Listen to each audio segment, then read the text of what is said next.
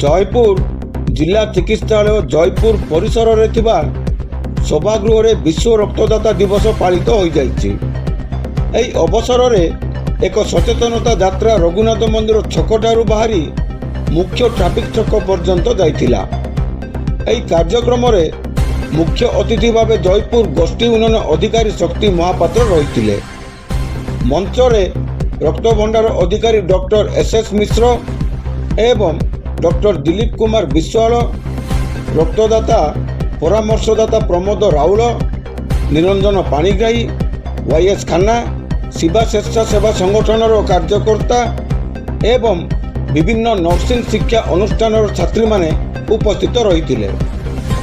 मुख्य अतिथि निज वक्तव्य स्वाधीनता संग्रामी नेताजी मते रक्त दियो मु तुमको स्वाधीनता देवी कही, किंतु वर्तमान रक्त दियो आमे याकू भाग भाग करी जन जन को देई जीवन बंचाइबु बोली कहिथिले। एहा परे किछि रक्तदाता को संबोधित करा जायतिला। जयपुर कोरापुट जिला प्रतिनिधि कृष्ण खरांक रिपोर्ट G9 ओडिया।